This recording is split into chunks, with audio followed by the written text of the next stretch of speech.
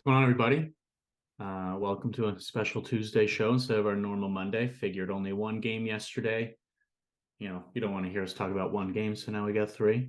GriffyBets, joined by WallaBets. This is Propping Up on the Gold Boys Network, brought to you by Pickett, the top app for finding the best prices and seeing how your own bets are going. They have an awesome, calendar feature to sort of easily visualize how everything is going for yourself.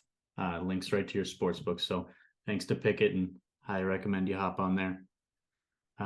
So All-Star break's almost here. Games are winding down a bit. And we got 3 games today and 2 tomorrow. So this may be our only show. Maybe not. We'll see. But this is the highest volume night of the week, so we should make it count. How you doing, Walla? I'm doing all right. Been a little rough stretch for me. Past few days. It's actually funny. If I look at my Pickett calendar, my most recent great day was our last show. So, Perfect. Good to see you again. maybe that's what I need here. But I'm feeling okay. It's variance. I've had a good season, so can't let a rough few days get me too far down. And then, the break coming up, give me some time to readjust. But there's actually a couple good angles here, I think, today. I don't know how you're looking at the break yourself, or how people are looking at the games before the break, if they just want to take them off.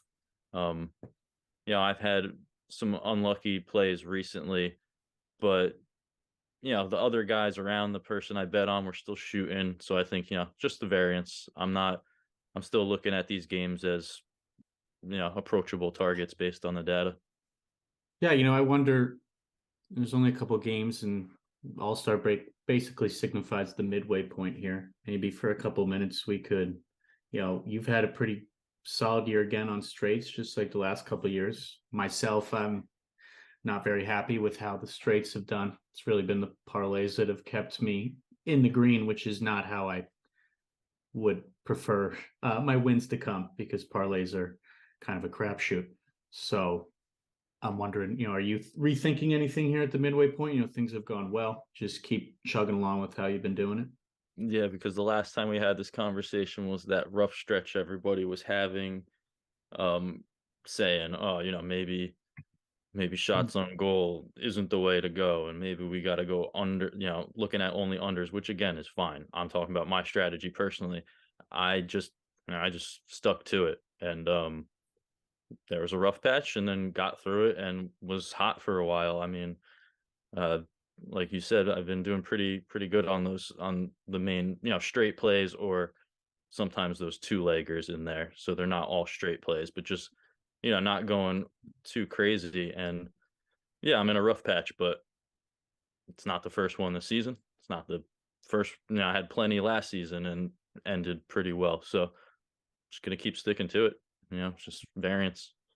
Yeah, I think for me, what's been frustrating, it's been so up and down since, October. Just been struggling to find any consistency. I think I was reflecting a little bit last night. I feel like I just keep bouncing back and forth between angles I'm taking.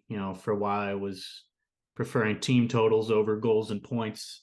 And then, I think I had one bad week of team totals and started going more in the opposite direction. And then, last night, trying to figure out which guy in Winnipeg is going to score when the team total looked great. And sure enough, Ellers did not score, and they scored 4 goals. So I feel like I'm as much as fault as anything else in the back and forth nature of my year. So I really need to just, settle on an approach. I mean, shots on goal. I've really been valuing a lot of players' history against that team. I found to be really predictive lately. And then just hopefully seeing some corresponding volume on props.cash to feel good about, locking it up. But the 2-leggers are frustrating too. The amount of, if you put in 3 2-leggers and you pair them all wrong, and you go 3-3, but you're 0-3 because you paired a winner with a loser. Mm-hmm. So, maybe I need to start doing some more alternate lines, being a little more patient with the day when it comes to shots, wait for like 4 shots or something like that, and doing half unit on some of that, because the two legs are very frustrating. I remember last year when I first started, did not care about price at all. I was fine betting something at minus 170 for a while there. And then I think as more and more people started looking at what I was doing, I felt this pressure I need to find plus money. And those two legs are frustrating. So maybe I need to do a little bit less of that. Yeah, I mean, last season I I very rarely did any parlays. I mean, that was pretty much these two leggers. I would look at them. I would look at two guys who were pretty juiced. And last season, I don't even think it was really too often a thought where I was like, let me put them together. Like, I was always trying to find a straight play, and yeah, definitely have been doing that a little bit more this season, just because prices have adjusted and there are more, uh, juiced guys. But yeah, you got hot with them for a bit, and it's definitely cooled off lately. So I'm trying not to do as much of that in the future. I think I'm going to try to focus more in on the straight plays, like you're saying. Yeah, for sure. But it's been a fine year so far and plenty more to go. But let's enter the break with some wins. I think that would be wonderful. First game that I think we agree probably offers the most to be excited about is Ottawa Montreal. From a high level, unless Ottawa, fresh off beating this Montreal team 5-0 on Saturday, thinks they can just cruise and head to a break, everything suggests they're going to find plenty of shots tonight. Probably some goals as well. I definitely think they're going to score in the power play. Montreal hands out a decent amount, and their penalty kill is no good. Ever since Caulfield's out for the year, Montreal's just really struggled to get much going. Definitely like the Ottawa side. We didn't talk about what the picket play of the day is, but I know we're on the same guy here with Claude Giroux, kind of first one that stood out. I got that. I think we both got it plus 116 this morning on FanDuel. He just loves playing Montreal. He's hitting 7 straight against them. He had 4 against them on Saturday. He's been much better on the road as well. I wouldn't hate looking at him for 4 shots. So on the road, he's got 4 shots or more in 5 of his last 6. So one of those examples, just great history, and it's nice that he's picking it up big time. Last 2 games, 10 shots on goal and 18 attempts. And I think he scored in both games as well. Yeah, he's scored in 3 straight games now. Yeah, 4 goals across that span. Yeah, I mean, there's a very noticeable difference when you look at the away chart. Like you said, 4 plus in 5 of his last 6, and then even just at the 2.5 line, 7 of his last 10. But yeah, these last 2 games have been just like a massive spike, and I'm drawing a blank. What is it? The guy's name Ridley? Is that who is in the mix there now? I know who you're referring to, but yeah, Ridley Greach. That can't be his last name. Anyway, yeah, he's been playing a couple games now, and been a bump up in Giroux shooting. I think we're going to touch on it because we both were intrigued by a lot of these power play prices, but they're being really effective on the power play. And yeah, you've seen a huge spike in Drew's volume. So just all that combined together, the nice away chart, the opponent that he does well against, and that spike in his shots, maybe it's just the new chemistry. He's taken over shooting a little bit there. And with a lot of these lines on the Ottawa side, some of these guys way more juiced. It's nice to see some plus money in this matchup. Montreal's just been, really atrocious at stopping shots. Yeah, they have. And yeah, Ottawa's been finding those power play goals, but what I found interesting was that it's been the second power play unit in 3 straight games is the one that's found a goal here. So there's definitely some interesting prices. If you assume Montreal gives Ottawa 3 to 4 chances here. Giroux He's plus 235 for a power play point. He's been involved in 3 straight power play goals. You have, sorry, I'm just clicking through. You have Jake Sanderson here at plus 590. Also has been involved in 3 straight. This young Ridley fellow we mentioned. Maybe there's a correlation here. He's only played 3 games, been on that second power play. He's been involved in 2. He's also plus 590. And someone I'm very interested in is Derek Brassard. He leads Ottawa in power play shots over the last 10 games with 11.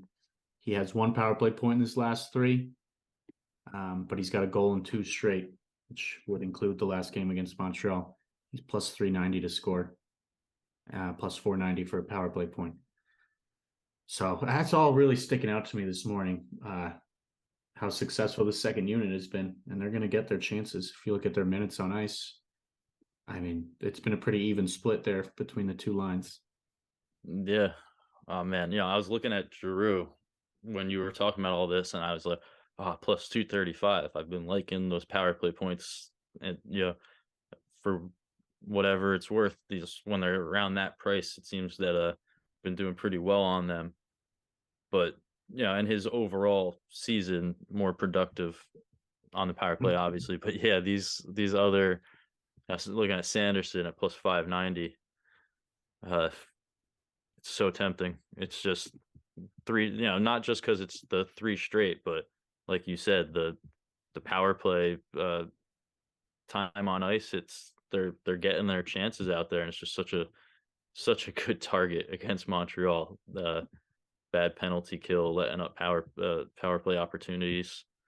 Going to be thinking about that one, how I want to approach this. Like, we've been doing half a unit on some of these, but even a quarter unit on Sanderson, if he hits at plus 590, such a great return there. So, it's tempting. I know, man. Sanderson's a guy. It is frustrating. I'd love some more shots on goal options. You look down at Sanderson's attempts. I don't know if you poked around at all. Guy is shooting pretty steady here. So I don't know. Just thought I'd flag that. If you have some kind of account that you can access Jake Sanderson's shots, because he's got basically 5 attempts every game in his last 9. Yeah, it's nice volume. And yeah, if you switch to his points recently, it's the same as power play points. Hit rate, it seems like he has gotten a couple points on even strength, but has a power play point in the same amount of games in his last 4 games. So that's where they're doing their damage. It looks like it's a nice look in this matchup. Might have to put a quarter unit on that.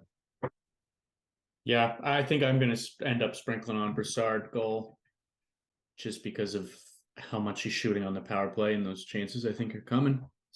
He scored in 2 straight, and it could come in even strength too. I mean, he's on the 3rd line, Pinto and Batherson, but it's those power play shots really caught my eye this morning. Mm-hmm. Well, so hopefully he scores off of Sanderson pass or something. Sure, that works. Yeah, he's plus 390 on Caesars and DraftKings. So, I mean, really, I mean, if I'm going to do a quarter unit, I still, this is all talking. We'll see what I officially end up on, but maybe a quarter unit, put Giroux in there as well, and just hope that on the power play, a couple of those guys get involved. That could be a really nice hit, and then at worst you lose half a unit there.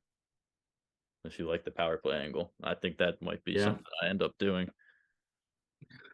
Yeah, this is back to what sometimes it's nice to not root on who's involved and just root for it to happen. If you have Barstool or any of those accounts, you can bet on power play goals. Ottawa's minus 167, so you probably have to put that with something if you want. But they've scored 7 power play goals in the last 6 games against Montreal.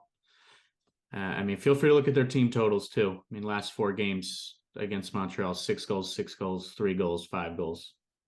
So if you don't want to root on a player, I think either a team total or putting them to score a power play with something else on Barstool looks pretty solid. Yeah. And I want to bring up, like Chabot shots looks really good. He's been his volume's been really nice lately. It's funny when I look at his chart at first, I'm just like, it doesn't jump out until you look at the actual numbers because there was a 13 attempt game in there, so it like dwarfs the rest of his chart. But yeah, looking at his season, it's really he picked it up like it seems like if you I'm filtering to the last 30 game or so mark for Chabot. He picked it up in volume, getting a lot of 6 attempt or more games, and that's huge for a defenseman. Uh, Coming off, nice game against Montreal, 4 shots on goal, 6 attempts. Um, I think he's somebody you could definitely look at today. We went Giroux, and I like the price better uh, than the -140 we're seeing Chabot at, but it's a great play. His volume's awesome, hit rate's nice. He has been better at home, but um, like I said, when you just look at the last 30 days, even his recent away games look great too to me. So I think a very good angle. If you've been riding with Chabot, it's a good one today. I guess on the other side, I'm not looking at Montreal too heavily tonight. I mean, Ottawa, they've been actually tighter on the road than you might know or might remember because they were pretty loose most of the time. I just have a hard time trusting them to do anything without Caulfield, but someone is going to shoot. And I mean, they volume wise, the two leaders appear to be Josh Anderson and Mike Hoffman have been picking it up without Caulfield. I mean, Hoffman's last 2 games, 16 attempts and 8 shots on goal. So, I mean, he just had 4 against Ottawa. He actually has hit against Ottawa in 4 of the Look at last his 6. time on ice chart, him and Anderson. Yeah, I mean, it's just shoots up there. Their minutes. Hoff, Hoffman especially, actually. I mean, Anderson Yeah. is a slight bump, but Hoffman way up. That volume is interesting, for sure. And I mean, Ottawa does 6 minutes. struggle with their penalties as well. And Hoffman is right up there in the last 10 and power play shots. It's a pretty sad number, but he's out there should they come. That looks interesting to me. Yeah, it's just funny. 10 games ago, Hoffman was at 14 minutes. Now he's at 20, and Anderson was at like 16 minutes, and now he's at 20. So they've gotten the bump. Kirby Doc, he's got a bump up. He's been up above 20 minutes. He's hitting 3 or 4, and he's plus money. His volume just didn't change too much. Like his overall attempts and stuff. He's been a little bit more efficient lately though, if you like that. And his time on ice has been up a bit, and he's at like plus 140. So not as appealing volume wise as the other guys, but he's hit in a few with Caulfield out. So and the minutes are up. Did Yeah, you look worth at flagging. DeBrincat at all today? I thought DeBrincat looked, if anything, good for a point. If you wanted to throw him in, maybe with Aho or something, we'll get to him in a moment. DeBrincat definitely likes getting points against Montreal. I think I had him down. Where is he? Sorry, he's got 11 points in 9 games against the Canadians. 4 in 2 games this year. That's all. Yeah. I mean, I think DeBrincat, Kachuk could hit their shots again. I mean, most of these guys hit their shots on Saturday. I love Giroux's price this morning, and I was lucky enough to get on the Giroux wave right at the first stop. So at this point, I'm just riding it out. What's been a fun couple of games with him. Yeah.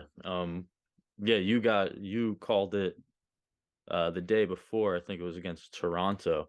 When I hopped on that one with you, and it was just awesome that Montreal was coming up too, because I think we might have even talked about that last year on the show when Probably. when he switched to Florida. We were just like, well, it's a new environment, but it's Montreal, and we play, and he did it. Well, same.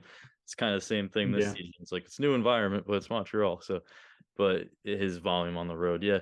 I think anybody could do it. DeBrincat, also nice road hit rate plus money. He's at the shot higher. But he's on, he's on that line with Giroux and Ridley, and it just seems like let's see. So DeBrincat's volume for most of the season was pretty high. And if we look at his last two games, it's back-to-back games of 5 attempts, which actually for him is lower than normal.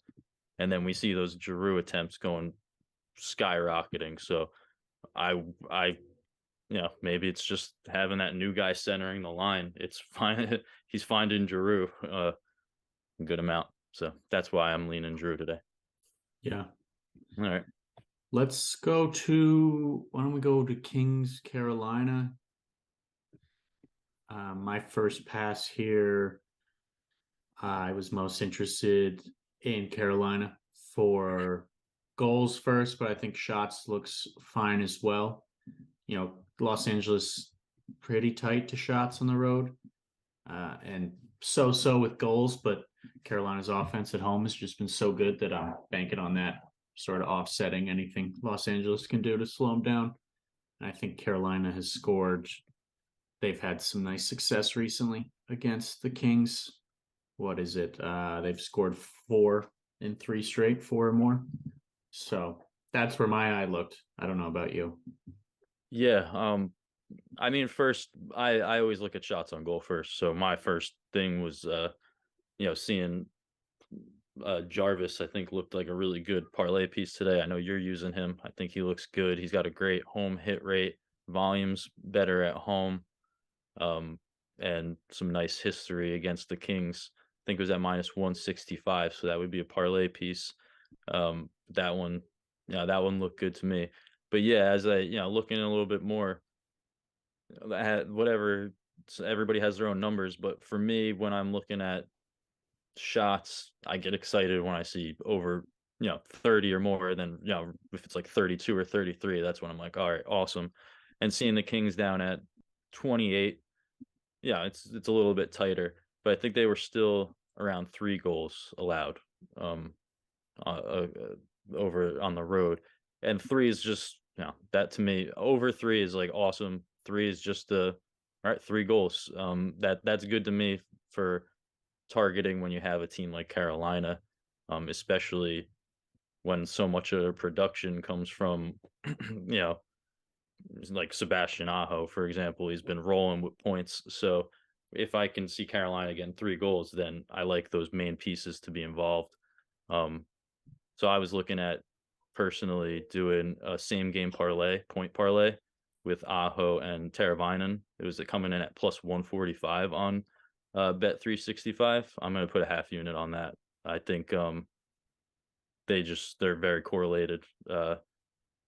Great at home, been rolling lately, so I'm going to do that one. Yeah, I think that's a great. If you have access to that book, that's a good way to play it. I did Teravainen straight earlier at -116, which I thought was pretty reasonable for a top line guy. In a game, I expect some goals, and he has 12 points in his last 9 against the Kings, and he's been pretty steady at home as well. I played him on Friday, and he came through late for me. So going back to him here in a good spot. But I mean, Aho point looks awesome. If you're Yeah, looking for a I don't parlay hate that piece. straight play. It's a great price. I think it already went up a tiny bit into like -122 since this morning for Teravainen, but yeah, I don't hate it as a straight play if you can't do the parlay. To me, it's just so correlated. I just can he get a point without Aho? Sure. But they work really well together. And I'm liking, if I like Jarvis to shoot, he's on that line too. So while he doesn't hit as often as those other guys, I think there's just a lot of data points here that that line can get something done. So I just think at +145, that's a great price for that combo. Yeah, I mean, also alternatively, I don't hate an Aho goal bet here. I mean, the guy's on fire right now. He's got 7 goals in his last 4 games, and he's scored in 4 of his last 5 against LA. I mean, he's +155 is best price I see. Just ride with the hot hand here. Yeah, that's a really good look too. I don't hate that at all. I did do Jarvis with Anthony Mantha, who we'll get to. Jarvis shots, that is. I just liked that he had 3 and a point in both games against the Kings. And yeah, he's been steady wherever he is, but at home too. And I mean, 1.5 isn't bad. In these attempts, he's averaging over 4 per game. At a 1.5 line, I'm okay with that. Yeah, he's had some big games at home. It's kind of funny looking at his chart. There was a stretch where he went 5 straight games without missing an attempt. That's crazy. 3 shots, 4 shots, 4 shots, 6 shots, 4 shots in this one stretch without missing an attempt. So um Could be yeah, sweaty. it could be, but at least it's not yeah, it's not somebody you need would often need 10 shots out of because they're missing or getting blocked a lot. You see a guy who is pretty efficient with his shots. So in a good spot. I don't hate it. Yeah, I don't think it hurts either that Aho's on fire, probably taking up a little bit more of attention. So Jarvis has maybe some easier paths to get it to the net. Yeah, his home chart. I mean, good all around, but yeah, home really nice. 74% hit rate. Um, 3 of the misses were just one shot, so he was still shooting in those games. So it's nice to see. It's good, good hit rate, good parlay piece today. On the other side, I think you're on one Kings guy, which I understand, but I don't really want to target Carolina for shots. But I mean, they do have their penalty issues, and this guy's got some pretty monster games against Carolina. Yeah, I did a half unit on it. I know it's like you said, it's Carolina, so it's not the best target. I last game I played Pasta on Boston against Carolina, and he got 4 shots. Obviously, I needed 5, so it didn't hit. But the angle was that if they got on the power play, that's the main shooter for Boston, and he was sitting at 4 shots, and they went on a power play at the end of the game, and I didn't see him really take an attempt or anything. So I think it was there. He had his chances. I think he had a couple attempts that didn't come through. But I'm looking at Arvidsson. Definitely, if it could pass on this one if you don't want to target Carolina, but it stood out to me is his volume is he started off this season as not even a person who was you were looking at for shots unless you were doing unders. He wasn't shooting much at all, which was kind of uncharacteristic from previous season where he was at a 3.5 line a lot of the times. Um, but his volume is coming up a bit lately. He's had over this line in 3 straight. His history against Carolina did stand out. He had a 7-shot game against them this season and 3 and 6 in the previous 2. But yeah, it's the power play. Over the last 10, he's leading Carolina on power play shots. And like I said, the Bruins, they had chances uh to on the power play to get shots off. It's just, Pasta fell one short, but at the three line, I put half a unit on Arvidsson. It was plus money. It was at plus 110 on I think Barstool earlier. So I was willing to take a half unit there. I don't think that the Kings will get very many shots, but I think that the guys who produce on the power play will get their chances. Yeah, I think the price merits something on it. I can get behind that for sure. I mean, his attempts are leading the team too. Really leading everyone in this game in the last 5. If you click around, Arvidsson has been the highest volume shooter lately.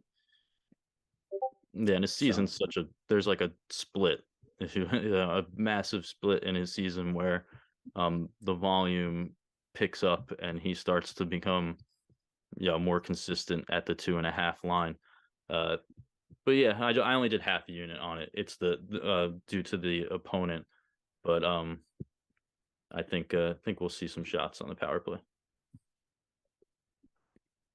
Anything else catching your eye in this one?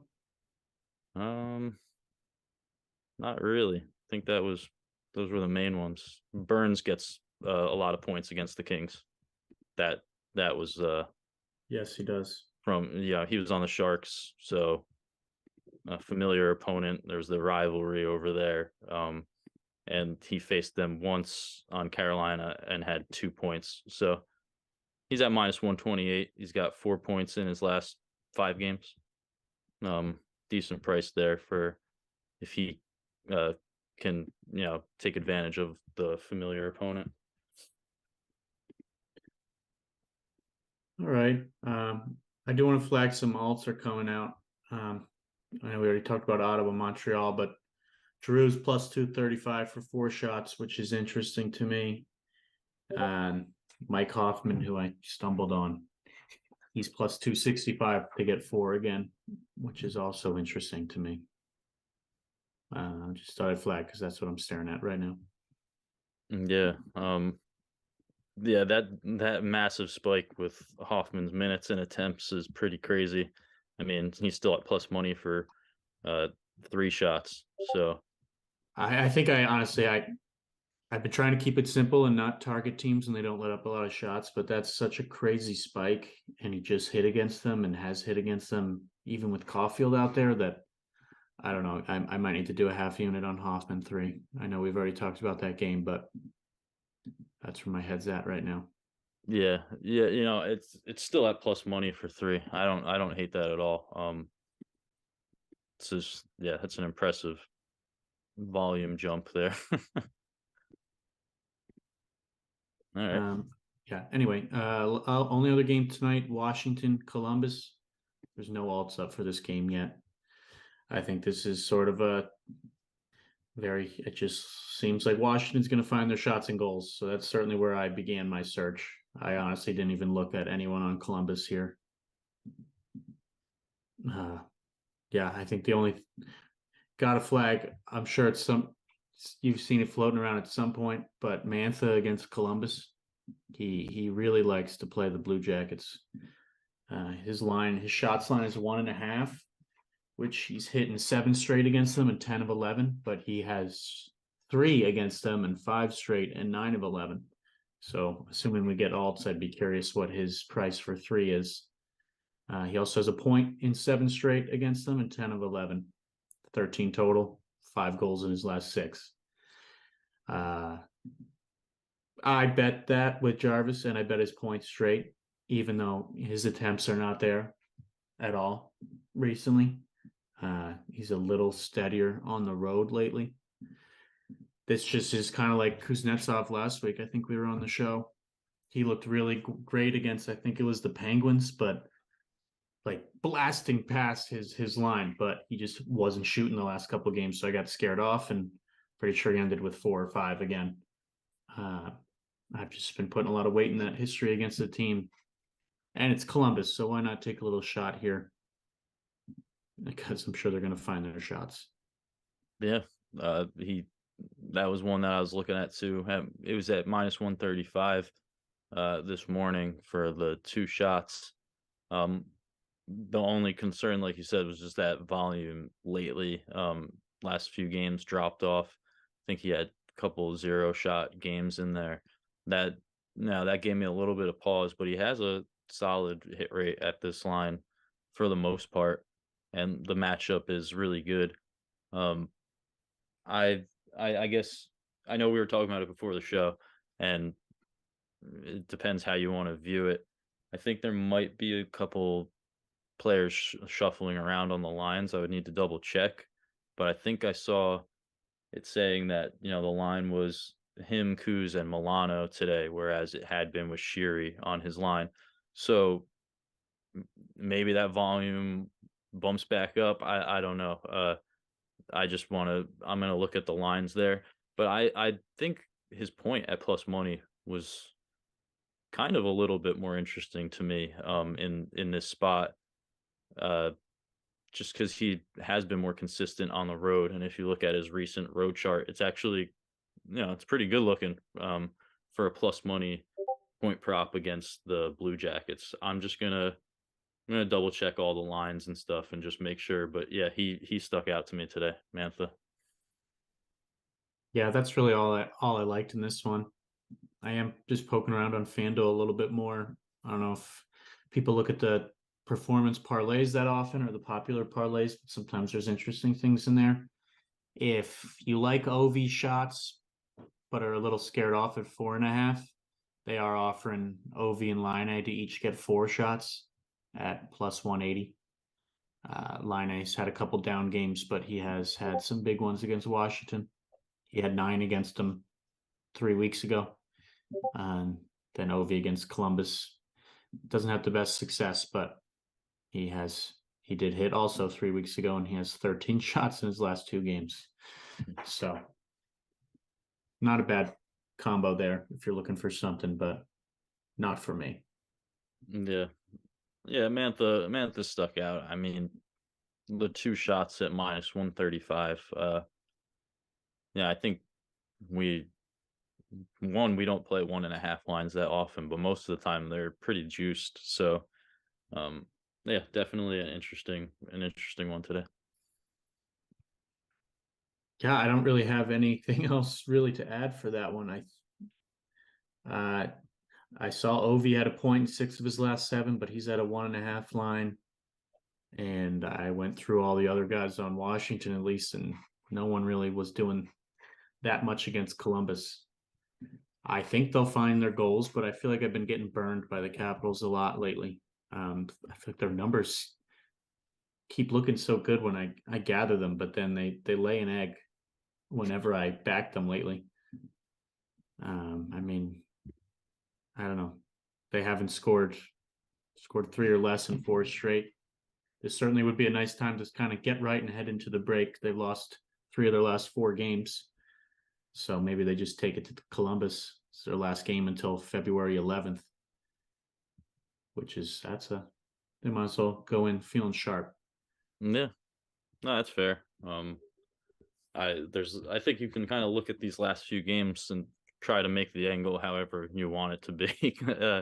I see people like, oh, this team's gonna be lazy because the break's coming up. This team will be playing harder to go into the break with a win. And I think there is some merit in certain situations for that.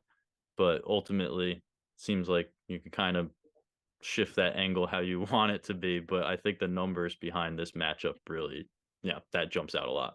It's Columbus giving up those shots, and they've just been a great target for the whole season, pretty much. Yeah. All right. Why don't we go to best bets? Sort of summarize what we're rolling with. Trying to.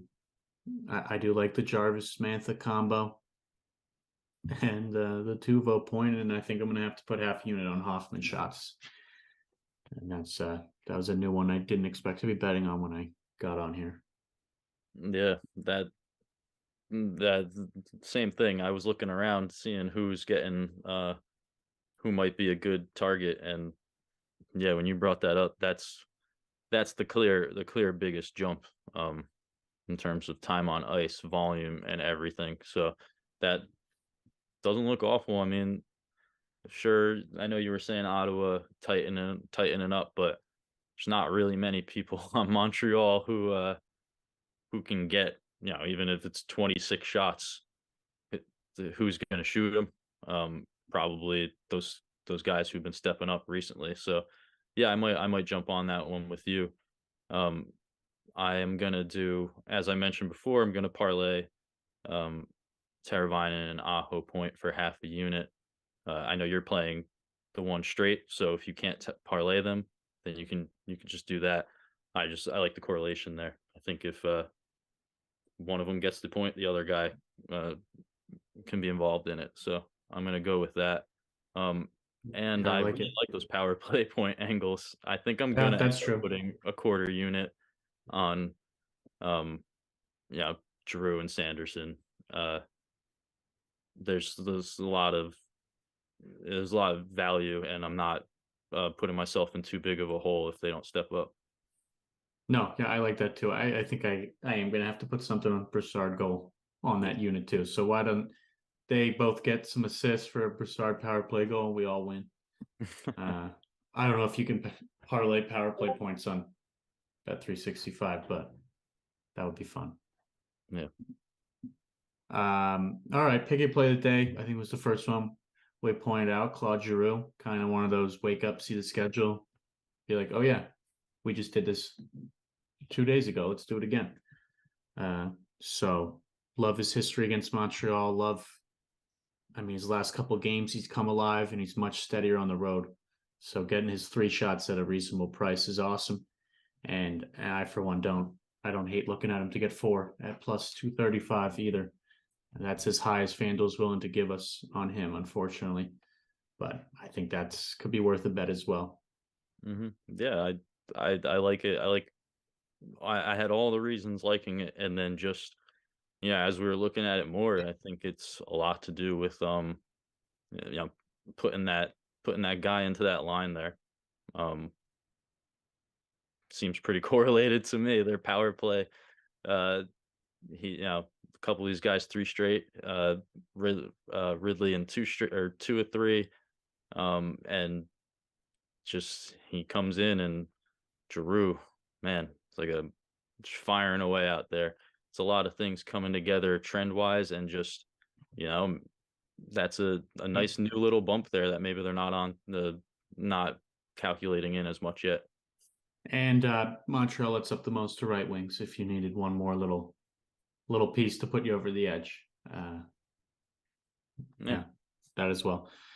So yeah, I don't know if we'll be back tomorrow. Maybe we will, but if not, then okay. So I'm hearing from the higher ups that no show tomorrow. So we'll be back Monday. There'll be 6 games Monday. You know, enjoy these days off. You know, it's not the worst thing to take a couple days, reset, go act like, you know, if you're dating someone, maybe act like a big sacrifice. Like, hey, honey, like I've been spending too much time betting hockey. I'm going to take off this weekend for you. Um, I, I like that as well. That was Tones in our chat, right? Yeah, Tones yeah. take. He was like, "Yeah, just tell him I'm gonna take a break from the hockey grind today for you."